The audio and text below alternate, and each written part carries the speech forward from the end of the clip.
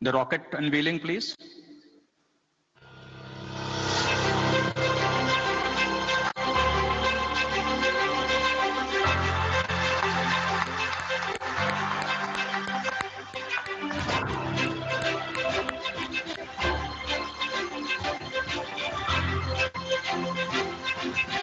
आपके सामने इंडिया का पहला प्राइवेट सेक्टर का ऑर्बिटल रॉकेट सामने मौजूद है। आदरणीय प्रधानमंत्री सर, अब मैं आपसे निवेदन करता हूं कि कृपया भारत के उभरते इन संभावनाओं से भरे स्पेस सेक्टर के भविष्य पर अपने अमूल्य विचार प्रस्तुत करें और हमें अनुग्रहित करें।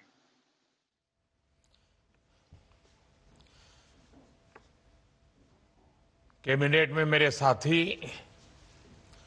श्री जी किशन रेड्डी जी, आंध्र प्रदेश के उद्योग मंत्री Shri T G Bharat ji, in space के चेयरमैन श्री पवन गोयनका जी, टीम स्काईरूट, अन्य महानुभाव, देवी और सज्जनों, साथियों, आज देश स्पेस सेक्टर में एक अभूतपूर्व अवसर का साक्षी बन रहा है। आज भारत के स्पेस इकोसिस्टम में प्राइवेट सेक्टर बड़ी उड़ान भर रहा है। स्काईरूट का इन्फिनिटी कैंपस भारत की नई सोच, इनोवेशन और सबसे बड़ी बात यूथ पावर का प्रतिबिंब है।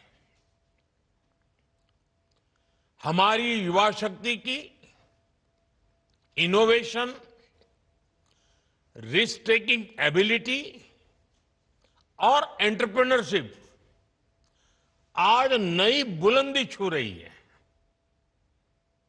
और आज ये कार्यक्रम इस बात का प्रतिबिंब है कि आने वाले समय में Bharat global satellite launch ecosystem में एक लीडर बनकर उभरेगा। आज भारत दुनिया का तीसरा सबसे बड़ा स्टार्टअप इकोसिस्टम बन चुका है। एक समय था जब स्टार्टअप्स का मतलब केवल कुछ बड़े शहरों तक सीमित था, लेकिन आज भारत के छोटे छोटे शहरों और गांवों से भी स्टार्टअप्स निकल रहे हैं। आज देश में 1.5 लाख से अधिक रजिस्टर्ड स्टार्टअप्स है। अनेकों स्टार्टअप्स यूनिकॉर्न बन चुके हैं। साथियों, आज भारत केवल एप्स और सर्विसेज तक सीमित नहीं है। हम अब डीप टेक, मैन्युफैक्चरिंग और हार्डवेयर इनोवेशन की ओर तेजी से आगे बढ़ रहे हैं। Thanks to Jain ji. आप सेमीकंडक्टर सेक्टर का ही उदाहरण लीजिए। सरकार ने जो ऐतिहासिक कदम उठाए हैं वो भारत के टेक फ्यूचर की नींव को मजबूती दे रहे हैं। आज देश में semiconductor fabrication units, chip manufacturing और डिजाइन हब्स बहुत तेजी से विकसित हो रहे हैं। चिप से लेकर सिस्टम तक भारत अब एक मजबूत इलेक्ट्रॉनिक वैल्यू चेन तैयार कर रहा है। ये आत्मनिर्भरता के संकल्प का हिस्सा तो है ही। इससे भारत ग्लोबल सप्लाई चेन का एक मजबूत और भरोसेमंद पिलर भी बनेगा। साथियों, रिफॉर्म्स का हमारा दायरा भी लगातार बढ़ रहा है। जैसे हमने स्पेस इनोवेशन को प्राइवेट सेक्टर के लिए ओपन किया, वैसे ही हम एक बहुत महत्वपूर्ण सेक्टर में भी कदम उठाने जा रहे हैं। हम न्यूक्लियर सेक्टर को भी ओपन करने की तरफ आगे बढ़ रहे हैं। इस सेक्टर में भी हम प्राइवेट सेक्टर की सशक्त भूमिका की नींव रखने जा रहे हैं। इससे small modular reactor, advance reactors और न्यूक्लियर इनोवेशन में अवसर बनेंगे। यह रिफॉर्म हमारी एनर्जी सिक्योरिटी और टेक्नोलॉजिकल लीडरशिप को नई शक्ति देगा। साथियों, आने वाला भविष्य कैसा होगा, ये बहुत कुछ आज हो रही रिसर्च पर भी निर्भर करता है। इसलिए हमारी सरकार का बहुत जोर युवाओं को ज्यादा से ज्यादा रिसर्च के मौके देने पर भी है। हमने राष्ट्रीय अनुसंधान फाउंडेशन का गठन किया है, जो आधुनिक रिसर्च के लिए यूथ को सपोर्ट करता है। वन नेशन वन सब्सक्रिप्शन, इससे सभी छात्रों की इंटरनेशनल जर्नल्स तक पहुंच आसान हुई है।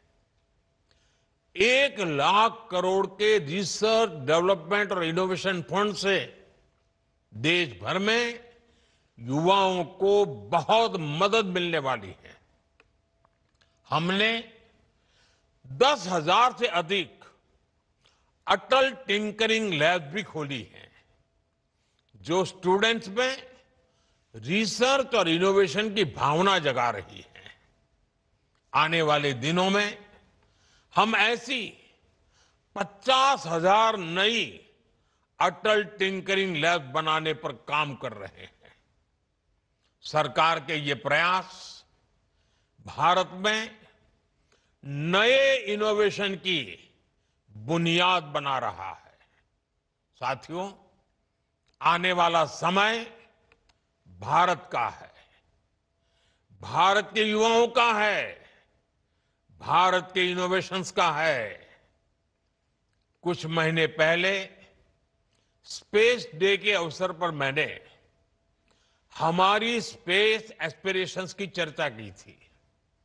हमने तय किया था कि आने वाले 5 वर्षों में भारत अपनी लॉन्च क्षमता को नई ऊंचाइयों तक ले जाएगा।